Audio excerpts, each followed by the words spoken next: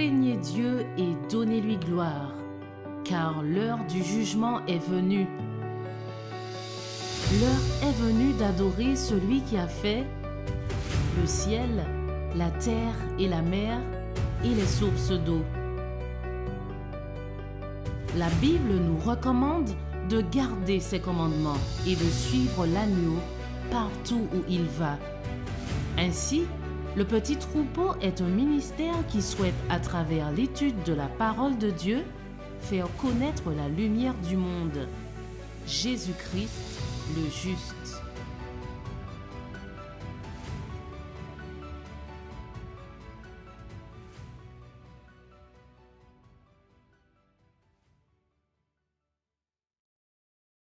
Amen. Je vous invite à prendre 3 textes en ce matin qui vont nous rappeler ce que nous allons voir comme sujet. Et ce premier texte, nous le retrouvons dans le livre d'Ézéchiel au chapitre 9. Ézéchiel chapitre 9 et le verset 4. Et l'Éternel lui dit: traverse la ville, Jérusalem, et fais une marque sur le front des hommes qui gémissent et qui soupirent à cause de toutes les abominations qui se commettent dans son sein. Éphésiens 4, verset 30. Et ne contestez point le Saint-Esprit de Dieu, par lequel vous avez été scellés pour le jour de la rédemption. Et le troisième texte que nous allons prendre, qui se trouve dans 2 Timothée, chapitre 2 et verset 19. Toutefois, le solide fondement de Dieu demeure, ayant ce sceau. Le Seigneur connaît ceux qui sont à lui, et quiconque invoque le nom de Christ, qui se détourne de l'iniquité. Prions.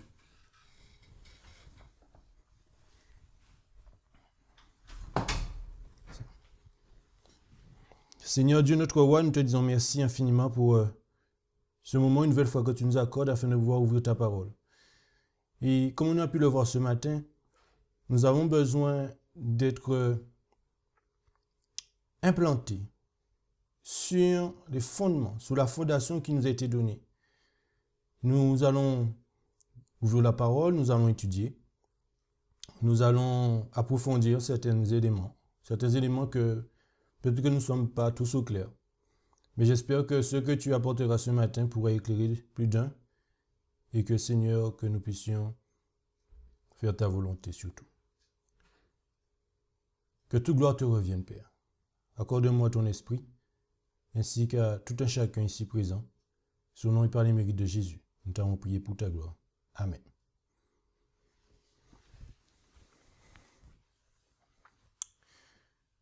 Donc ce matin, nous allons partager ce merveilleux message qui s'intitule « Le message du scellement ». Et la question serait, est-ce que le message du scellement est-il important? Venez avec moi dans le livre de l'Apocalypse, au chapitre 7. Apocalypse, chapitre 7, et nous allons lire à partir du verset 1er au verset 4. Il nous est dit: après cela, je vis 4 anges qui se tenaient aux 4 coins de la terre, retenant les 4 vents afin qu'un vent ne soufflât ni sur la terre, ni sur la mer, ni sur aucun arbre. Puis je vis un autre ange qui montait du côté de l'Orient, tenant le sceau du Dieu vivant, et cria à grande voix aux 4 anges qui avaient reçu le pouvoir de nuire à la terre et à la mer. Verset 3. En disant: ne nuisez point à la terre, ni à la mer, ni aux arbres, jusqu'à ce que nous ayons marqué d'un sceau le front des serviteurs de notre Dieu. Et puis enfin le verset 4. Et j'entendis le nombre de ceux qui avaient été marqués. 144 000 marqués d'entre tous les tribus des enfants d'Israël. Vous, certainement comme moi, vous avez pu entendre dire, ou l'impression même a été donnée dans des publications confessionnelles, que le message du scellement n'est pas important. Parce que Sir White a écrit dans le livre Mes choix choisis, volume 1, page 205 et le paragraphe 1. Elle dit ceci. Il n'entre pas dans son plan que son peuple présente des simples suppositions, sans base scripturaire. Il ne veut pas qu'on se livre à des controverses sur des questions qui ne seront d'aucun secours spirituel, comme par exemple, qui doit faire partie des 144 000? C'est là quelque chose que les élus de Dieu sauront avant longtemps.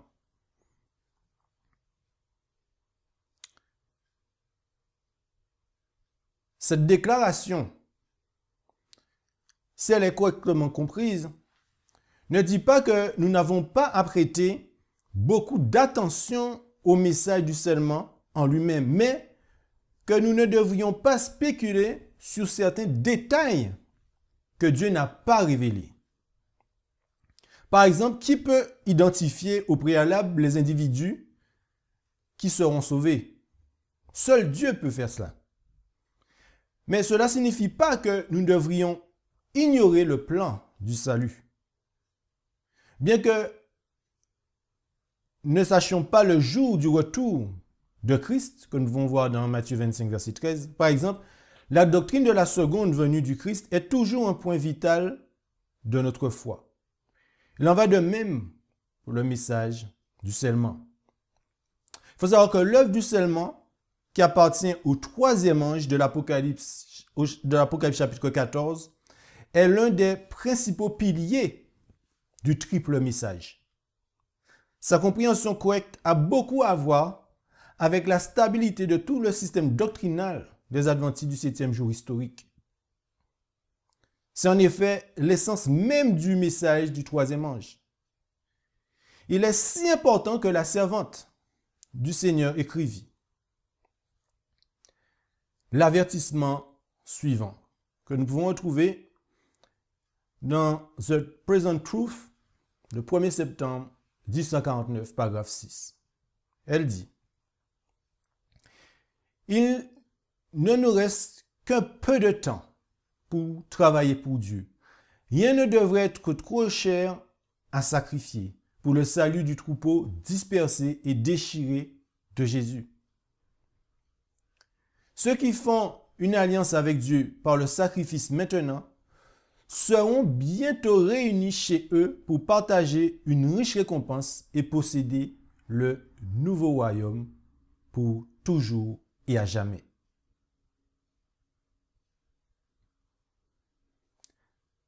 Elle poursuit en disant « Oh, vivons entièrement pour le Seigneur et montrons par une vie ordonnée et une conversation pieuse que nous avons été avec Jésus et que nous sommes ses doux et humbles disciples. Nous devons travailler tant que le jour dure, car lorsque la nuit noire de la détresse et de l'angoisse arrivera, il sera trop tard pour travailler pour Dieu.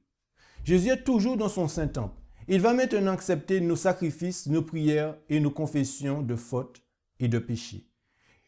Il va maintenant pardonner toutes les transgressions d'Israël afin qu'elles soient effacées avant qu'il ne quitte le sanctuaire. Quand Jésus quittera le sanctuaire, alors celui qui est saint et juste sera encore saint et juste, car tous leurs péchés seront alors effacés et seront scellés du sceau du Dieu vivant. Mais ceux qui sont injustes et souillés seront encore injustes et souillés. Car alors il n'y aura plus de prêtres dans le sanctuaire pour offrir leurs sacrifices, leurs confessions et leurs prières devant le trône de Dieu. Alors qu'il n'y aura plus de prêtres dans le sanctuaire pour offrir leurs sacrifices, leurs confessions et leurs prières devant le trône de Dieu. Par conséquent, ce qui est fait pour sauver les âmes de la tempête de colère qui s'annonce doit être fait avant que Jésus ne quitte le lieu très saint du sanctuaire céleste.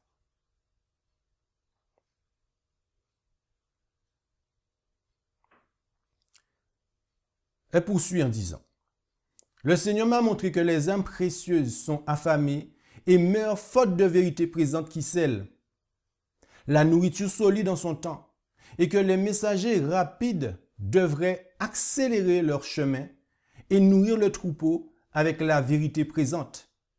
J'ai entendu un an dire: accélère les messagers rapides, car le cas de chaque âme sera bientôt décidé, soit pour la vie, soit pour la mort.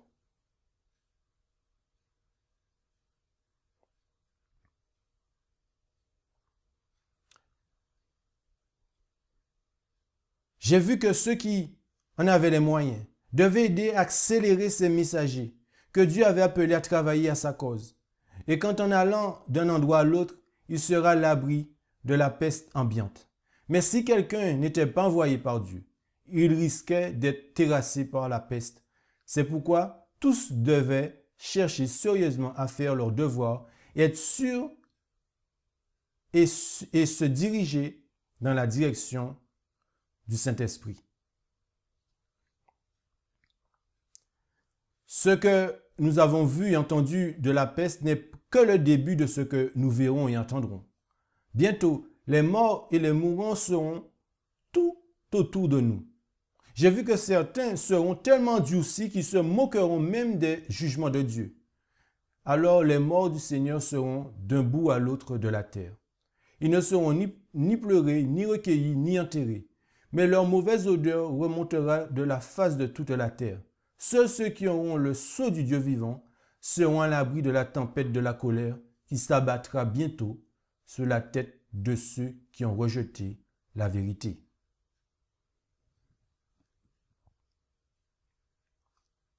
Et dans Premiers Écrits, à la page 118, paragraphe 1, elle dit: je vis. Ensuite, le troisième ange. Celui qui m'accompagnait me dit: son œuvre est redoutable, sa mission est solennelle. Il doit séparer le bon grain de l'ivraie et sceller ou lier les gerbes pour le grenier céleste. Voilà ce qui devrait occuper votre esprit, retenir toute votre attention.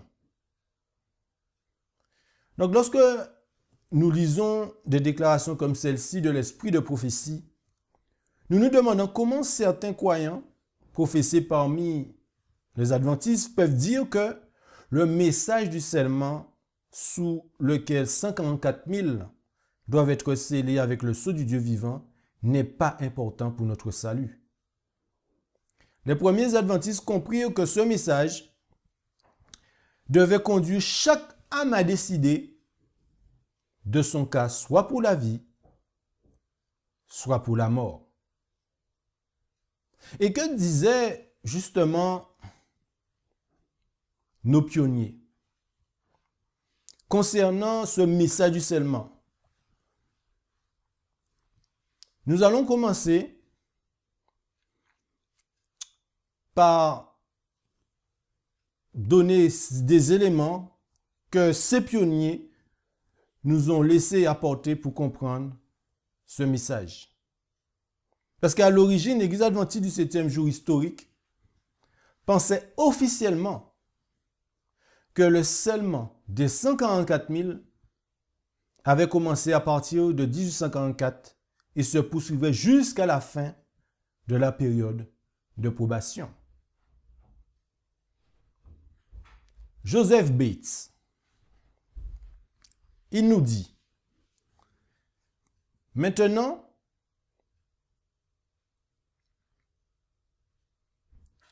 tous les croyants de l'avènement qui ont participé et participent au message de l'avènement tels qu'ils sont donnés dans Apocalypse 14 et le verset 6 à 13 aimeront et garderont cette alliance avec Dieu et spécialement son saint sabbat dans cette alliance.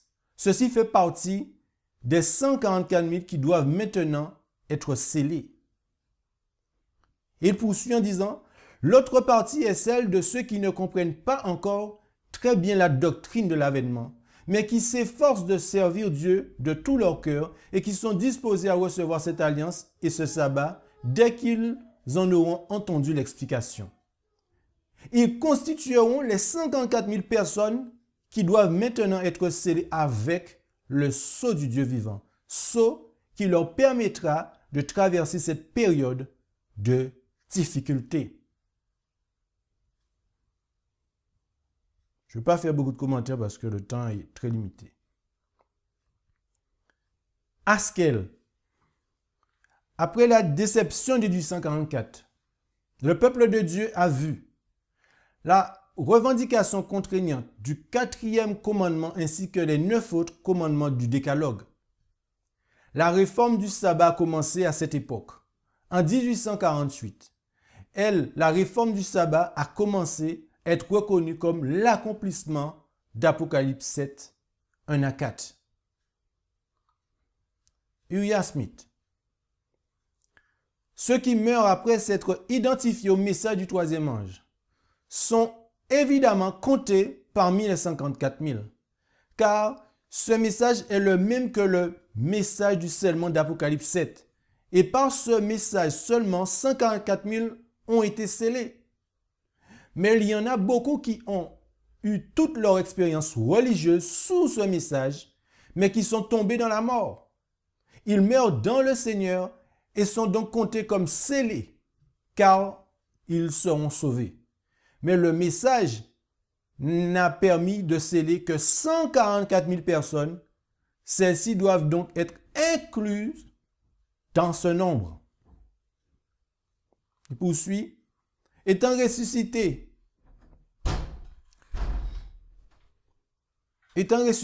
lors de la résurrection spéciale, Daniel 12, verset 1 à 2, Apocalypse 1, verset 7, qui se produit lorsque la voix de Dieu est prononcée depuis le temple, au début de la 7e et dernière trompette, Apocalypse 16, verset 17, Joël 3, verset 16, Hébreux 12, verset 26, il passe par la parole de cette plaie, il passe par la période de cette plaie, et on peut donc dire qu'il sort d'une grande tribulation, Apocalypse 7, verset 14, et n'ayant été ressuscité de la tombe qu'à la vie mortelle, ils prennent position avec les croyants qui ne sont pas morts et reçoivent avec eux l'immortalité à la dernière trompette. 1 Corinthiens 5, 15, verset 52.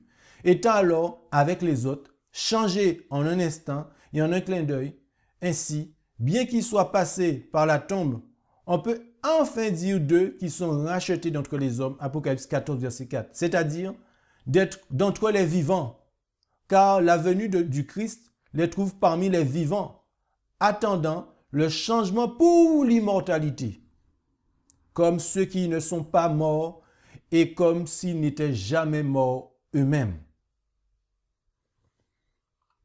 James White. Ceux qui meurent sous le message du 3e ange font partie des 144 000. Il n'y en a pas 144 000 en plus, mais ceux-ci contribuent à constituer ce nombre. Ils sont élevés à la vie mortelle peu de temps avant la venue du Christ et sont transformés en immortalité lorsque le Christ apparaît. Lord Burward.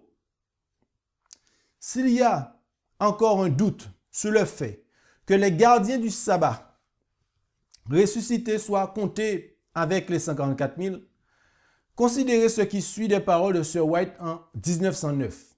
En 1909, à la conférence générale, l'aîné Irwin fit accompagné par un sténographe interviewera Sir White. Il voulait lui poser quelques questions et avoir une copie exacte des mots, des questions et des réponses. Parmi d'autres questions étaient celles-ci. Ceux qui sont morts dans le message seront-ils parmi les 144 000? En réponse, Sir White dit « Oh oui, ceux qui sont morts dans la foi seront parmi les 144 000. Je suis clair sur ce point. c'étaient les mots exacts de la question et de la réponse, comme le confrère Erwin m'a permis de copier le rapport de son sténographe.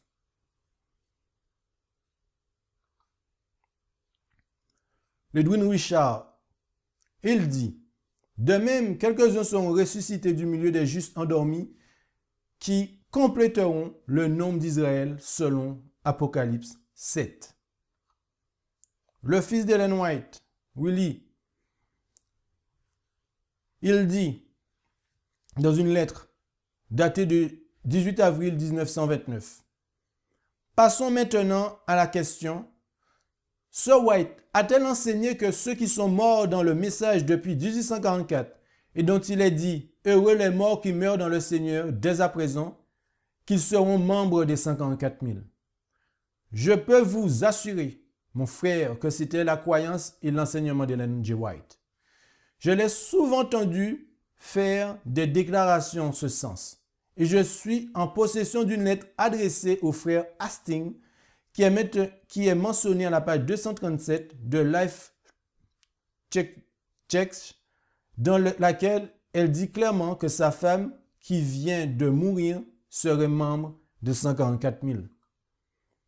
Dans une lettre récemment reçue du frère de Renault, dans le Nevada, il est fait référence à une déclaration figurant dans le livre de Elder Ludborough à la page 29, dans laquelle il est dit que Sir White a déclaré « Ceux qui sont morts dans la foi seront parmi les 144 000. » Je suis clair à ce sujet.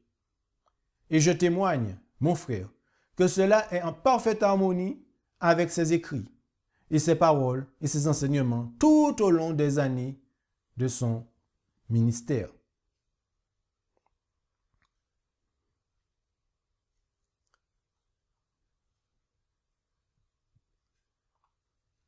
Sabbath School, Lesson of August 1, 1908.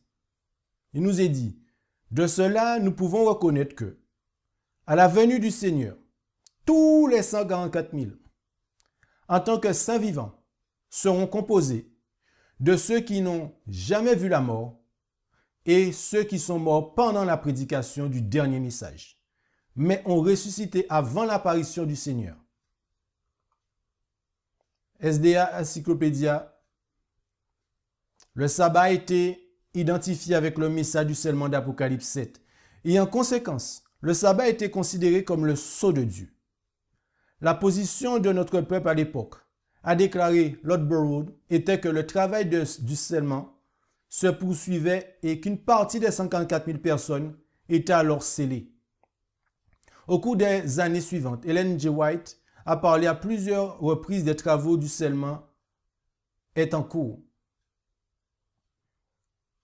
Corollaire à la croyance que ceux qui acceptaient le message du troisième ange et le sabbat étaient scellés, était la croyance que ceux qui mouraient ne perdraient pas de cette manière leur appartenance aux 144 000, mais qu'ils sortiraient par une résurrection spéciale pour rejoindre leurs frères restés vivants jusqu'à la venue du Seigneur.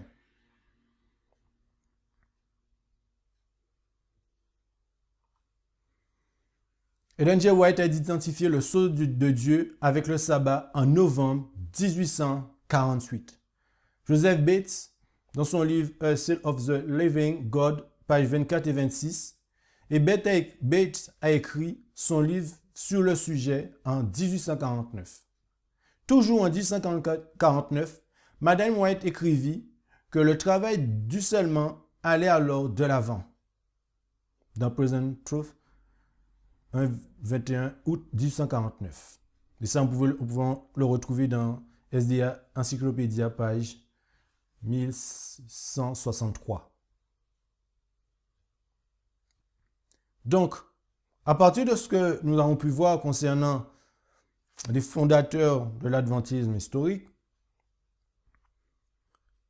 alors nous sommes en train de parler,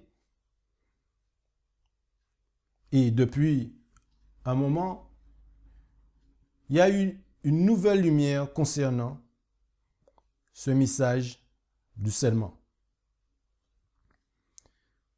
Donc, les déclarations qui viennent d'être citées sous le sous-titre précédent montrent que les premiers adventistes croyaient fermement que le scellement des 144 000 avait commencé en 1844. Mais cette doctrine n'est plus maintenue. On nous dit qu'il faut laisser la porte ouverte au changement lorsque la lumière du jour se fait nouvelle. Dans Testimony to Minister on Gospel, Walkers, page 105, paragraphe 1, il est dit, nous ne pouvons pas affirmer qu'une position une fois prise, une idée une fois défendue, ne doit en aucun cas être abandonnée. Il n'y a qu'un seul être infaillible, celui qui est le chemin, la vérité et la vie.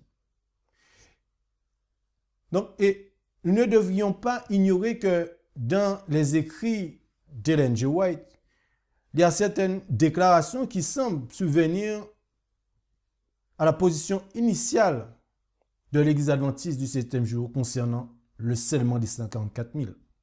Beaucoup ont pris ces passages comme base pour la nouvelle croyance que le scellement des 144 000 n'a pas commencé en 1844, mais qu'ils seront tous scellés sous l'appui de l'arrière-saison, car ils doivent tous remplir les conditions suivantes. Notez, petit a, ils obtiennent la victoire sur la bête et son image, sur sa marque et sur le nombre de son nom. Apocalypse 15, verset 2. Ça, vous le retrouvez dans Conquérant Pacifique, page 524, paragraphe 3, et dans La Tragédie des siècles, page 703, paragraphe 3. Petit b, ils sont témoins des jugements définitifs de Dieu à travers la période des 7 derniers fléaux. Ils ont vu la terre ravagée par la famine et la peste, le soleil ayant le pouvoir de brûler les hommes avec une grande chaleur, et ils ont eux-mêmes enduré la souffrance, la faim et la soif. Ça, vous pouvez le retrouver dans La Tragédie des siècles, page 703, paragraphe 3. Petit c, ils ont enduré l'angoisse du temps de détresse de Jacob. Ils se sont tenus sans intercesseur jusqu'à l'effusion finale des jugements de Dieu. Tragédie des siècles toujours, page 703, paragraphe 3. Petit d, ils sont enlevés de la terre d'entre les vivants. Tragédie des siècles toujours, page 703, paragraphe 3. C'est pourquoi ils sont représentés par Élie. Élie qui avait été élevé au ciel sans voir la mort, représentait ceux qui vivront sur la terre lors de la seconde venue du Christ. Ça, vous pouvez le retrouver dans Jésus-Christ, page 418, paragraphe 2. Donc, ces déclarations sont considérées comme des preuves solides de la nouvelle croyance.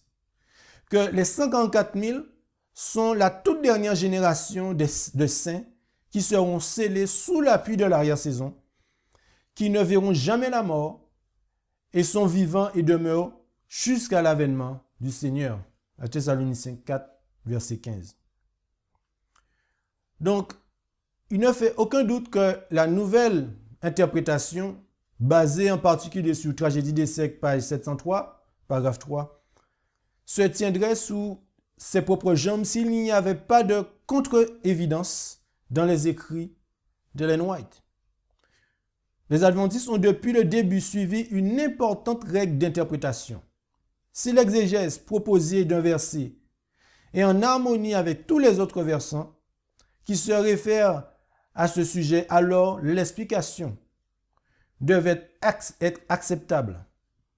Mais si l'exposé s'harmonise ou semble s'harmoniser avec un verset, mais entre en conflit avec d'autres versets se rapportant au même sujet, alors il n'est pas acceptable. C'est le problème de la nouvelle croyance fondée sur la Tragédie des siècles, page 703. Elle ne s'harmonise pas avec les autres déclarations de l'esprit de prophétie et qui soutiennent clairement la doctrine originale des adventistes historiques, selon laquelle le scellement des 144 000 en ont fait commencer à partir de 1844. Mais la question que nous pouvons nous poser, est-ce que par exemple Ellen White se contredit? Le message du scellement le scellement des 144 000 sous le triple message, selon Apocalypse 7 et le verset 1 à 4 et 14, 1 à 12, est décrit comme une œuvre qui se déroulait à l'époque de Sir White. Lorsqu'elle mentionne l'œuvre du scellement, elle fait référence à un sceau spécifique que seuls les 144 000 peuvent recevoir, que le troisième ange ne place que sur les observateurs du sabbat, consciencieux, identifiés à son message, que certains des saints avaient déjà reçu dans les derniers jours du message, et qui est une couverture ou une protection contre les 7 derniers fléaux. C'est pourquoi que tout adventiste qui veut comprendre la vérité du message du scellement devra analyser les deux côtés de la question et décider lui-même, sur la base de preuves, s'il va se conformer à l'ancienne doctrine ou accepter la nouvelle interprétation. S'il accepte la nouvelle interprétation, que fera-t-il de la contre-preuve? Y aura-t-il des déclarations d'esprit de prophétie qui se heurtent à l'explication moderne de la tragédie des siècles par 703? Ou dira-t-il que Sir White s'est trompé lorsque nous avons parlé du scellement des 144 000 selon Apocalypse 7, versets 1 à 4, comme ayant commencé en 1844, et que plus tard, elle a corrigé ses déclarations précédentes lorsqu'elle a reçu plus de lumière à ce sujet? Si cependant, il s'en tient à l'ancienne position, à savoir que l'œuvre décrite dans Apocalypse 7, versets 1 à 4 a été commencée par le troisième ange en 1844, alors il a besoin pour la tragédie des siècles de la page 703 d'une explication acceptable qui s'harmonisera avec l'ancienne position doctrinale. Donc, en tant que réformateur de l'adventisme historique, nous soutenons la doctrine originale et que, par conséquent, nous expliquerons la tragédie des siècles, page 703, à l'unisson avec l'ancienne croyance. Nous ne pensons pas que Sir White se soit contredit. Premièrement, sous la déclaration du triple message, chacun des enfants de Dieu qui était identifié avec le message et qui a droit à une place dans le royaume reçoit un sceau spécifique, selon Apocalypse 7, versets 1 à 4, qui est placé seulement sur les 144 000 saints. Cela ressort clairement dans les déclarations transcrites ci-dessous. Donc, petit a, la mission du troisième ange est l'œuvre du scellement d'Apocalypse 7, versets 1 à 4, au jour antitypique de l'expiation.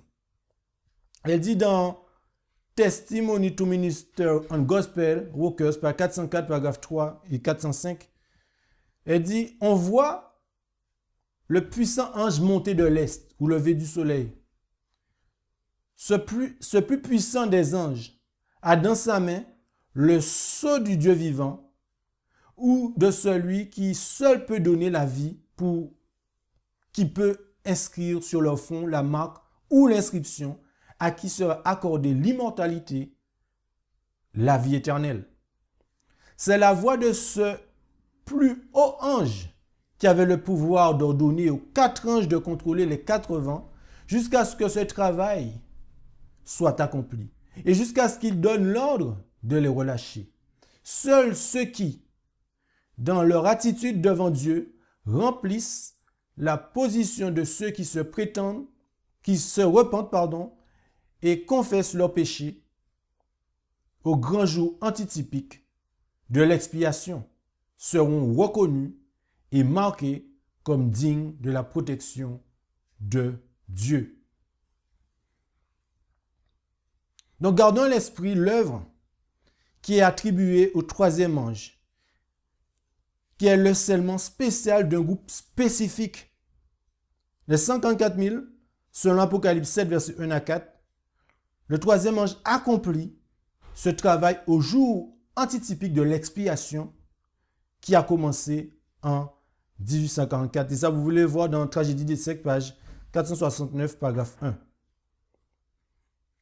Et Ellen White témoigne dans Premiers Écrits, page 118 et le paragraphe 1. Elle dit: « Je vis ensuite le troisième ange. Celui qui m'accompagne me dit: son œuvre est redoutable. Sa mission est solennelle. Il doit séparer le bon grain de l'ivraie et sceller ou lier les gerbes pour les greniers célestes. Voilà ce qui devrait occuper votre esprit, retenir toute votre attention. »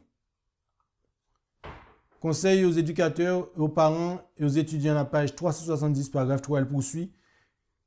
Qui proclame le message du troisième ange, suppliant le monde de se préparer au grand jour de Dieu. Le message que nous communiquons porte le sceau du Dieu vivant. Le message que nous communiquons porte le sceau du Dieu vivant. Elle le dit en 1899. Ensuite, petit b, dans les premiers jours du message, le troisième ange faisait déjà son travail selon Apocalypse 7, et le verset 1 à 4. Elle dit, encore dans Premiers Écrits, « J'ai vu une petite compagnie qui marchait sur un sentier étroit. Tous semblaient être fermement unis, liés par la vérité, en liasse ou en compagnie. L'ange dit, le troisième ange les lie ou les scelle en faisceau pour la moisson céleste. Cette petite compagnie semblait usée par les soucis, comme si elle avait traversé de graves épreuves et conflits. » Donc, nous ne savons pas combien d'entre eux avaient déjà été scellés en 1854. Mais nous savons que le troisième ange, dont la mission qui est décrite dans Apocalypse 7, versets 1 à 4, scellait activement quelques-uns des 144 000 d'Apocalypse 7, versets 1 à 4. Il est dit dans A Soul of the Living God, page 24, paragraphe 26. Dieu a été heureux quand sa loi a commencé à se renforcer. Cette vérité, la vérité du sabbat, s'élève et elle est de plus en plus forte. C'est le sceau. Il s'élève. Elle surgit venant du lever du soleil comme le soleil, premier froid, se réchauffe et envoie ses rayons. Quand cette vérité s'est levée, il y avait peu de lumière en elle, mais elle a augmenté. Oh, la puissance de ses rayons! Les anges tiennent les vents. C'est Dieu qui retient les pouvoirs. Les anges n'ont pas lâché car les saints ne sont pas tous scellés. Retenez, car les saints ne sont pas tous scellés. Le temps des ennuis a commencé. Elle a commencé. La raison pour laquelle les 4 vents ne sont pas relâchés, c'est parce que les saints ne sont pas tous scellés. La détresse s'accroît de plus en plus. Cette détresse ne cessera jamais tant que la terre ne sera pas débarrassée des méchants. Mais les vents sont juste prêts à souffler. Il y aura un contrôle mis en place parce que les saints ne sont pas tous scellés. Oui, publie les choses que tu as vues et entendues et la bénédiction de Dieu viendra. Donc, la déclaration selon laquelle les saints n'étaient pas tous scellés, datant de 1848, implique que certains étaient déjà scellés. Ce fait était confirmé dans une autre vision qui a été donnée à la servante du Seigneur le 5 janvier 1849. Elle a écrit: « Mon ange accompagnateur, m'a montré que c'était Dieu qui retenait les pouvoirs et qu'il donnait à ses anges la charge des choses sur la terre et que les 4 anges avaient le pouvoir de Dieu de retenir les 4 vents et qu'il était sur le point de les laisser aller, les 4 vents, et tandis qu'il avait commencé leur mission de les laisser aller. L'œil miséricordieux de Jésus a regardé les restes qui n'étaient pas tous scellés. Puis, il a levé ses mains vers le Père et l'a supplié de verser il a supplié d'avoir versé son sang pour eux. Puis, un autre ange fut chargé de voler promptement vers les 4 anges et de les retenir jusqu'à ce que les serviteurs de Dieu soient scellés avec le sceau du Dieu vivant sur leur front. Le même fait a été répété, à savoir que les saints n'étaient pas tous scellés, ce qui implique que certains l'étaient. Le sceau du Dieu vivant a été décrit comme une couverture, comme une marque de protection pour le temps de trouble à venir. Un abri que le Seigneur dessinait déjà sur le peuple en 1849, car le temps du scellement avait déjà commencé. Décrivant une vision reçue le 24 mars 1849, Ellen White nous dit, toujours dans Premiers Écrits, page 43, paragraphe 3 et page 44, paragraphe 1 et 2.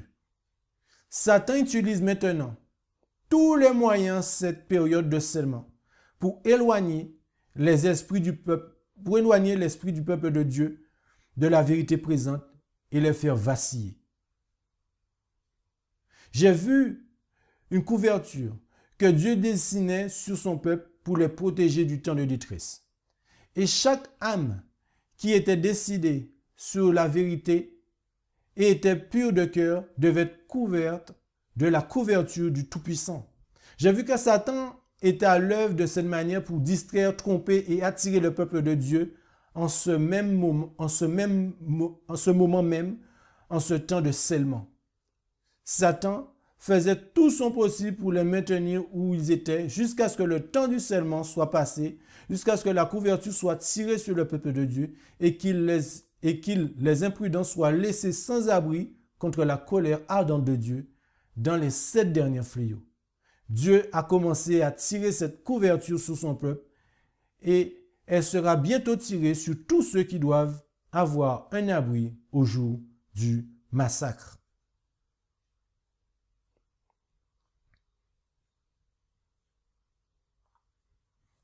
Present Truth, septembre 1849, seuls ceux qui ont le sceau du Dieu vivant seront à l'abri de la tempête de colère.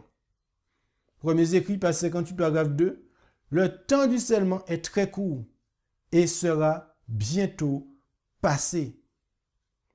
Donc, les premiers adventistes s'attendaient à ce que le Christ vienne très bientôt.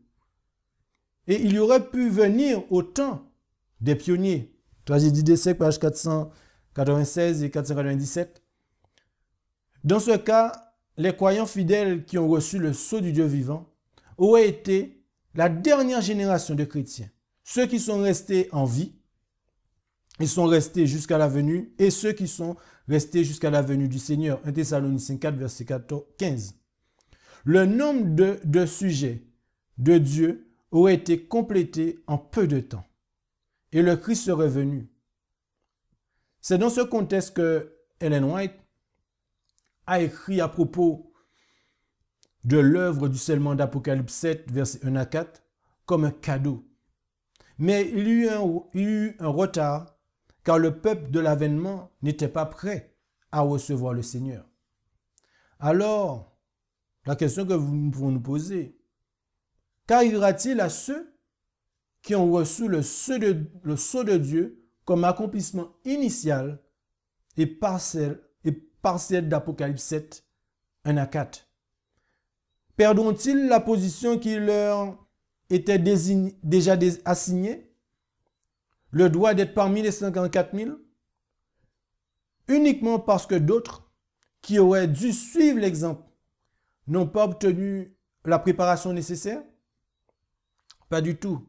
Ils font l'objet d'une disposition spéciale. Heureux les morts qui meurent dans le Seigneur dès à présent. Et dans Apocalypse 14, verset 13, ils seront ramenés à la vie lors de la résurrection spéciale. Tragédie des siècles, page 691, paragraphe 2.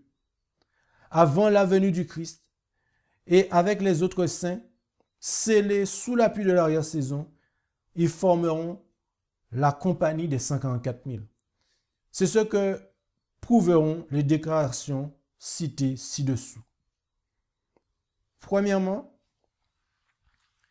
les saints qui sont morts dans la foi du message du troisième ange reviendront lors de la résurrection spéciale pour faire partie des 144 000. En 1848 ou 1849, Sir White a une vision d'autre monde et elle écrit, premiers écrits, page 40, paragraphe 1. Je demandai à l'ange qui m'accompagnait de me laisser là, tant je redoutais de revenir dans ce monde de ténèbres. L'ange me répondit, tu dois retourner sur la terre, mais si tu es fidèle, toi les 144 000, ou avec les 144 000, vous aurez le privilège de visiter tous les mondes et de contempler les œuvres de Dieu. Enoch était quelqu'un qui n'est pas passé par la mort, est au même endroit qu'ont les privilèges, c'est-à-dire les 54 000, dont Ellen White. Parce que dans Premiers Écrits, elle nous raconte cette rencontre qu'elle fait avec Enoch. Et l'espoir de Sir White est basé sur l'assurance que lui avait donné l'ange de Dieu, était conditionnel. Elle serait avec ou parmi les 54 000 si elle restait fidèle.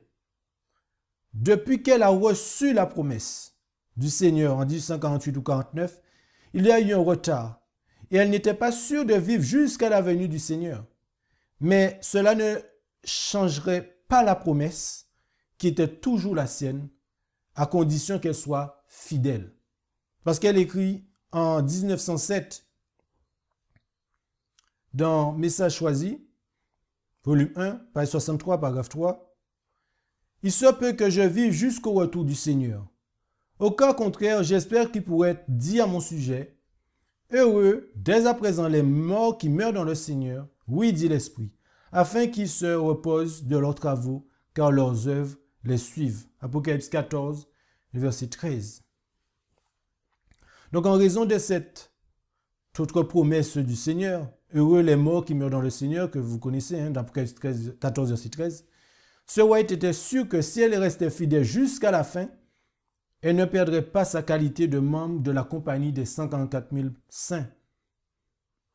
Cette promesse appartient à tous ceux qui sont scellés par le troisième ange, l'Apocalypse 7, versets 1 à 4 et 14, 1 à 13. Donc le groupe numéroté auquel il est fait référence dans Apocalypse 7, versets 1 à 4, est le même groupe que celui qui est mentionné dans Apocalypse 14, versets 1 à 5. Et de nouveau, dans Apocalypse 14, versets 12 et 13, où ceux qui, parmi ce groupe, meurent avant la venue du Seigneur sont déclarés bienheureux parce qu'ils conservent le sceau, le nom du Père écrit sur leur front et appartiennent toujours au même groupe. C'est pourquoi Ellen White a témoigné au sujet d'une sœur fidèle qui avait été mise au repos et d'autres qui avaient atteint un âge avancé. J'ai vu que elle, une certaine sœur qui était morte dans le Seigneur, a été scellée, qu'elle sortira la voix de Dieu, se tiendra sur la terre et serait avec des 144 000.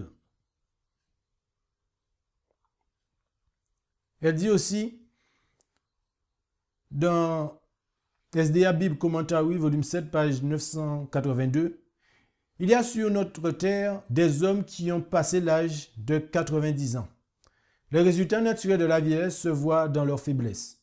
Mais ils croient en Dieu et Dieu les aime. Le sceau de Dieu est sur eux et ils seront parmi le nombre dont le Seigneur a dit, « Heureux les morts qui meurent dans le Seigneur. » Elle dit aussi à la page 970 toujours, « Efforçons-nous avec toute la puissance que Dieu nous a donnée d'être parmi les 144 000. »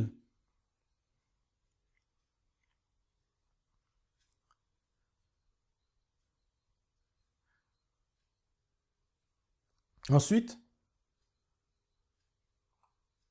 elle dit le triple message annonce, voici ceux qui gardent les commandements de Dieu et la foi de Jésus.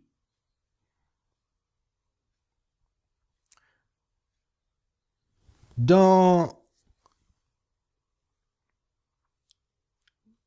Testimony volume 6, page 15, elle dit « Alors qu'il, John, regardait avec un vif intérêt, il a vu la compagnie des gens qui gardent les commandements de Dieu et il avait sur leur front le sceau du Dieu vivant. » Et elle dit, Apocalypse 14, elle cite Apocalypse 14, versets 12 et 13. Donc, les textes de la Bible, d'Apocalypse 7, 1 à 14, et Apocalypse 14, versets 1 à 13,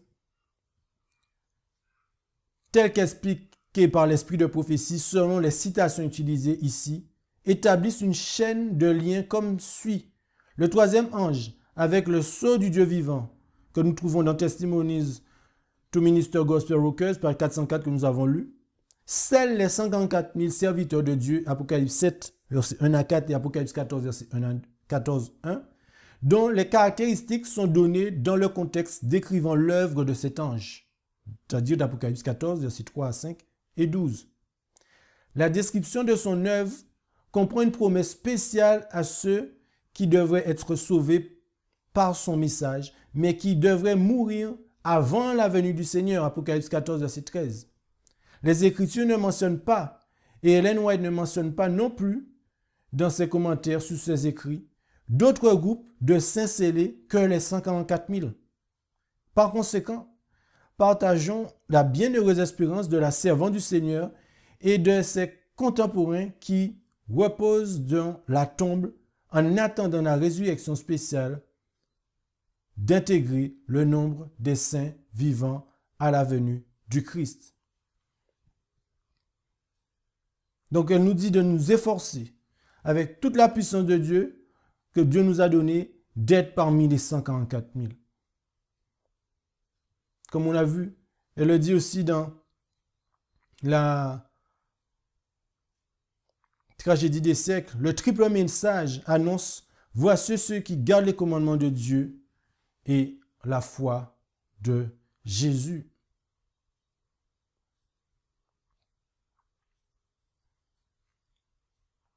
Voilà. Tragédie des siècles, page 192, paragraphe 2. Ensuite, tragédie des siècles, page 665, paragraphe 2. Quand le message du troisième ange aura achevé son œuvre, la miséricorde divine cessera d'intercéder en faveur des coupables habitants de la terre. Tous ceux qui ont été fidèles aux préceptes divins ont reçu le sceau du Dieu vivant. Jésus qui, dans le sanctuaire céleste, a mis un terme à son intercession, lève les mains et s'écrie d'une voix forte, « C'en est fait.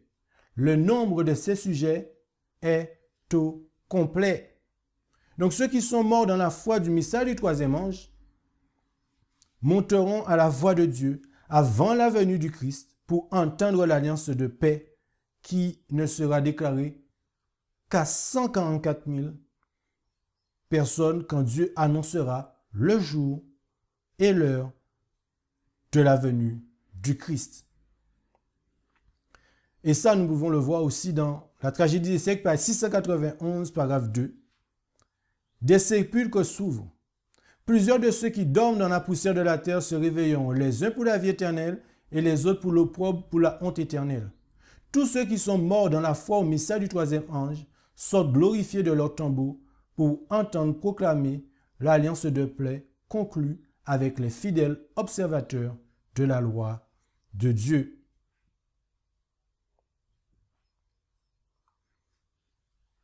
Page 694, toujours de la tragédie des siècles, paragraphe 3. On entend alors la voix de Dieu annoncer du haut du ciel le jour et l'heure de la venue de Jésus et proclamer à son peuple l'alliance de paix. Et puis dans Premiers Écrits, page 15, paragraphe 1. Bientôt, nous avons entendu la voix de Dieu comme de grandes eaux, qui nous a donné le jour et l'heure de la venue de Jésus. Les saints vivants, au nombre de 144 000, connaissent et comprennent la voix, tandis que les méchants pensaient que c'était le tonnerre et un tremblement de terre. Donc, lorsque la voix de Dieu sera entendue, déclarant l'alliance de paix aux saints vivants, au nombre de 144 000, où seront ceux qui seront ressuscités pour attendre l'alliance de paix? S'ils ne sont pas parmi les saints vivants, au nombre de 54 000, où pourraient-ils être? La seule autre classe de personnes sur terre, à ce moment-là, selon la description prophétique de Premiers Écrits, page 15, paragraphes 1 et 2, sont les méchants. Ce sont seulement les méchants. Donc, il n'y aura que 54 000 saints à la venue du Christ. Le fait que lorsque la venue du Christ, il n'y aura que 54 000 saints vivants est confirmé par d'autres déclarations que celles de Premiers Écrits, page 15, paragraphe 1.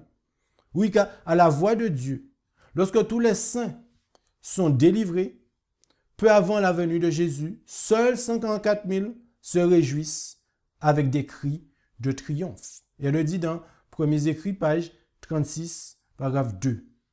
Un décret est sorti pour tuer les saints, ce qui les a fait crier jour et nuit pour la délivrance. C'était l'époque de la détresse de Jacob.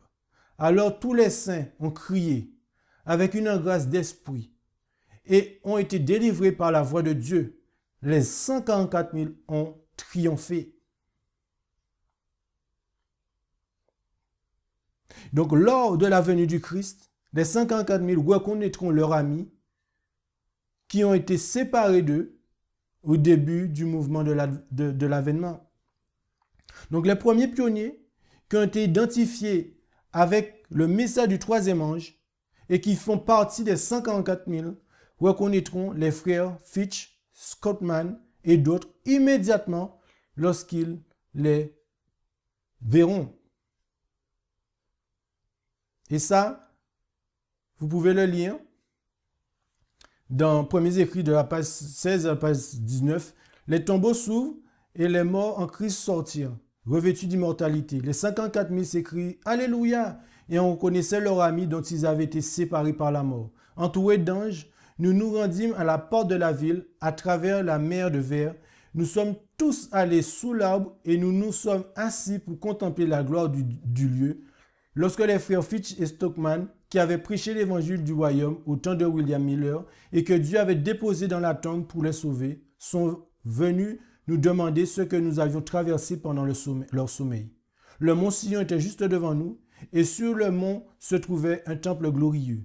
Et alors que nous étions sur le point d'entrer dans le temple saint, Jésus éleva sa belle voix et dit « Seuls les 54 000 entrent en ce lieu. » Et nous avons crié « Alléluia !» Les choses merveilleuses que j'ai vues là-bas, je ne peux pas les décrire. J'ai vu des tables de pierre dans lesquelles les noms des 54 000 étaient gravés en lettres d'or. Après avoir vu la gloire du temple, nous sommes sortis.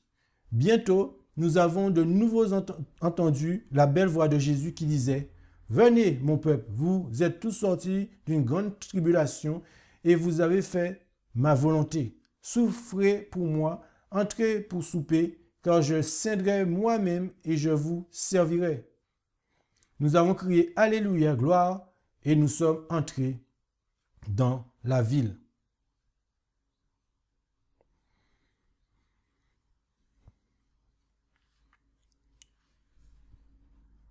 Ici, Ellen White mentionne deux groupes de saints. A, les 144 000. B, leurs amis qui avaient été déposés dans la tombe avant la venue du message du troisième ange. Elle donne même les noms de deux d'entre eux. Auquel de ces deux groupes appartient Sir White? Le lecteur peut obtenir la réponse à partir de la description. Elle est entrée dans le temple où personne d'autre que les 54 000 n'était autorisé à entrer.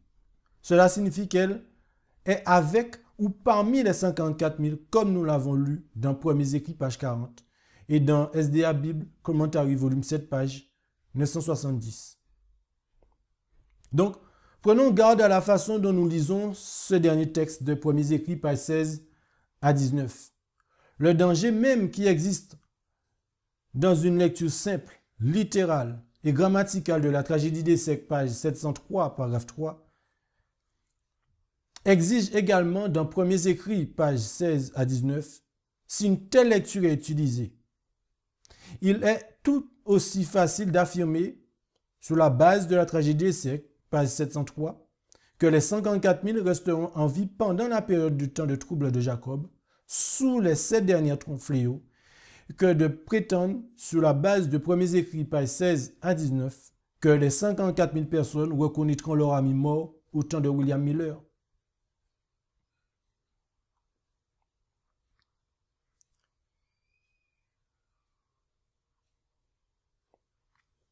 Juste accordez-moi, je sais que le temps est passé. Si vous m'accordez 10 minutes et je termine.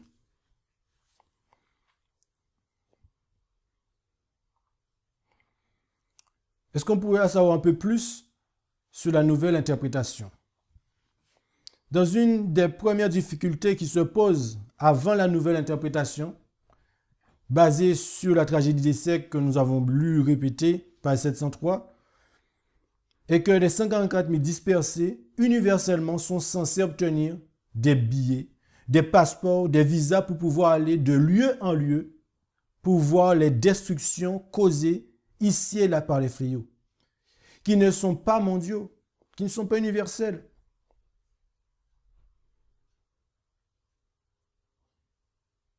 Enfin, qui ne sont pas universels, pardon. Mais voilà, tout ne va pas se passer en un seul lieu. Les fléaux vont se disperser sur toute la surface de la terre. Et ça, on peut le comparer avec Matthieu 24, verset 31.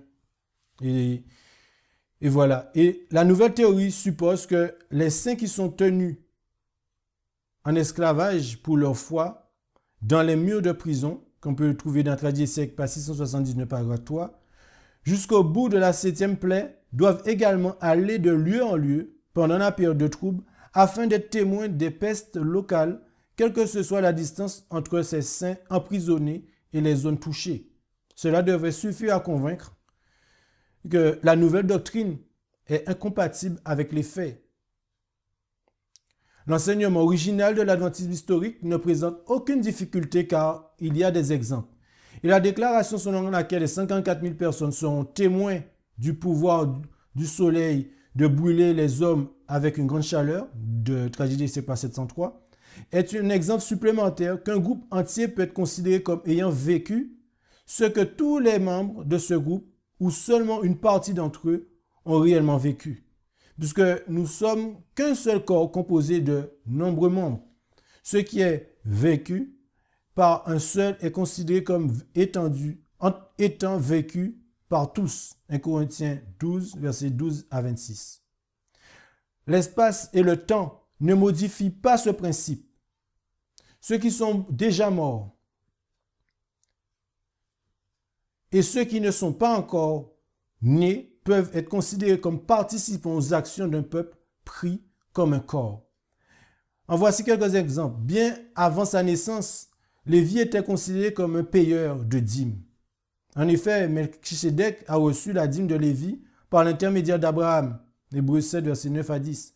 Zacharie, fils de Barachi, qui a vécu des siècles avant le Christ, a été tué par les scribes et les pharisiens qui persécutaient le Christ. Matthieu 23, verset 35 et Zacharie 1, verset 1. Appartenant au même corps, possédant le même esprit et cherchant à faire le même travail, ils ont été déclarés comme ayant fait les mêmes choses que celles qui avaient été faites par d'autres avant eux. De même, sous le 3e fléau, les méchants sont accusés d'avoir versé le sang des saints et des prophètes qui ont vécu de nombreux siècles auparavant. Apocalypse 16, verset 6.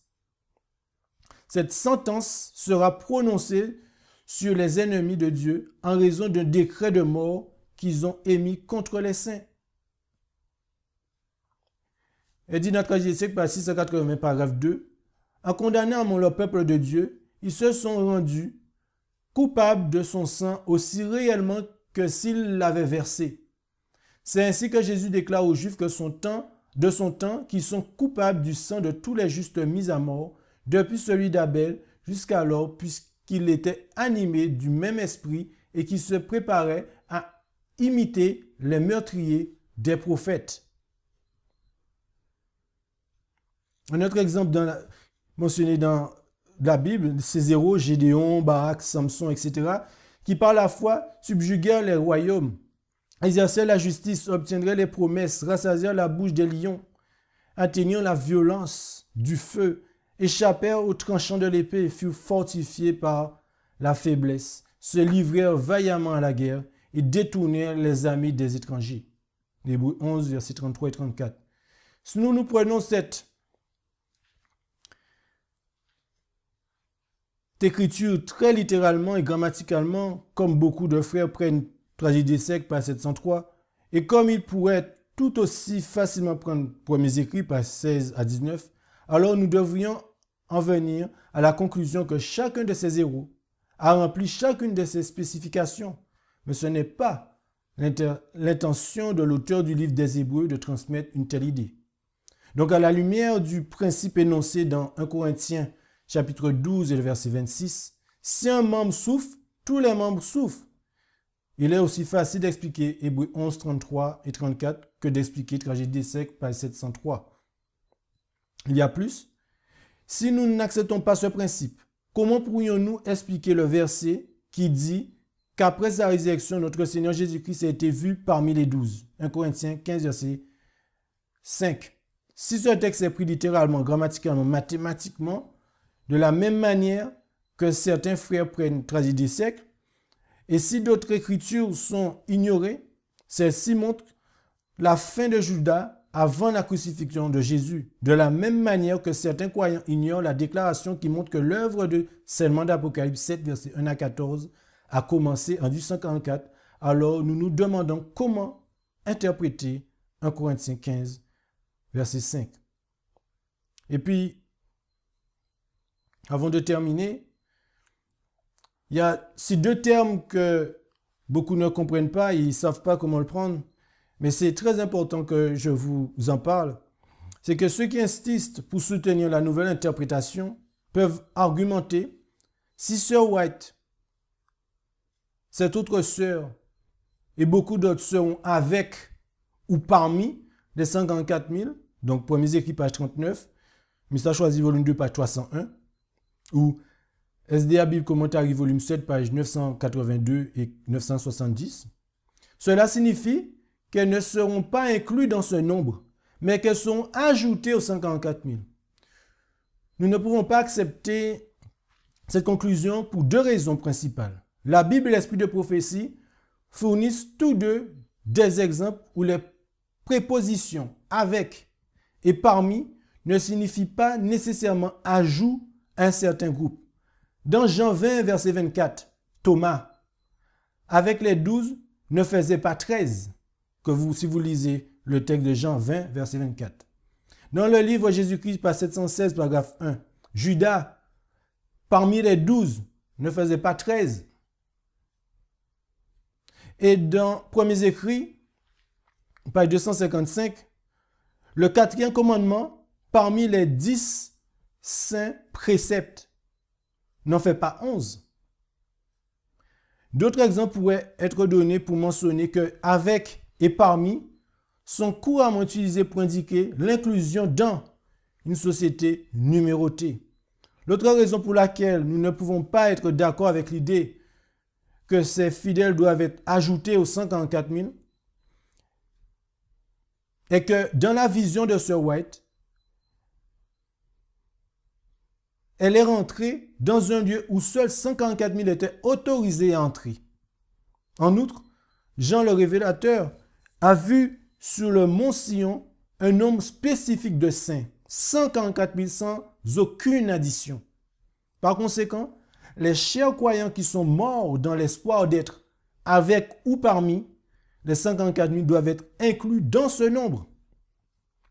Donc le fait que les 144 000 seront traduits d'entre les vivants a également été utilisé comme un argument contre la doctrine originale. Nous pensons qu'il n'y a pas de difficulté avec cette expression parce que ceux qui viennent à la résurrection partielle de Tragédie des siècles, page 691, paragraphe 2, sont comptés parmi les vivants et non parmi les morts. Voilà l'exemple de Luc 24, verset 5. Voici une autre affirmation qui a souvent été utilisée à l'appui de la nouvelle interprétation. C'est que Jésus serait honoré en traduisant sans voir la mort les fidèles qui l'attendaient depuis si longtemps. Dans Premiers Écrits, page 282. Ce passage fait référence à l'époque où les saints ont quitté les villes et les villages selon le décret et ont été poursuivis par les méchants qui cherchaient à les tuer. Donc, il n'est pas question ici de la totalité de la compagnie des 54 000, mais seulement de ceux qui sont vivants à ce moment-là et qui seront rejoints par d'autres lors de la résurrection spéciale, lorsque le nombre des 54 000 seront complétés. Par ailleurs, la mort dont les saints seront délivrés dans cette description est la mort exigée ou permise par le décret que les méchants tenteront d'infliger au peuple de Dieu. Mais bien entendu, s'ils ont déjà reçu le sceau de protection, ils ne sont pas sujets à la mort pendant la période du temps de trouble de Jacob. Et pour conclure, nous respectons l'enseignement original de l'adventisme historique concernant l'œuvre du scellement d'Apocalypse 7, versets 1 à 4, qui, selon nous, est en parfaite harmonie avec la Bible et les écrits de Ellen G. White. Donc ceux dont deux parties sont développées, ceux qui adorent la bête et son image, et reçoivent sa marque et ceux qui reçoivent le sceau du Dieu vivant, qui ont le nom du Père écrit sur leur front. Lors de la venue de Jésus, en outre, les saints vivants, au nom de 54 000 de Premiers Écrits, page 15, il y aura une grande multitude qui sera amenée au ciel. Apocalypse 7, verset 9 et Tragédie des siècles, page 722, paragraphe 3. Il s'agit de la foule ressuscitée, les saints endormis, qui seront appelés de leur tombeau par la voix du Fils de Dieu lors de sa venue. Alors, les justes vivants et les saints ressuscités unissent leur voix dans un long et joyeux cri de victoire, page 698, paragraphe 3 de la Tragédie des siècles. Donc les justes vivants sont changés en un instant, en un clin d'œil, à la voix de Dieu. Ils ont été glorifiés. Maintenant, ils sont rendus immortels. Et avec les saints ressuscités, ils sont enlevés à la rencontre de leur Seigneur dans les airs. Tragédie des siècles, page 700, paragraphe 1.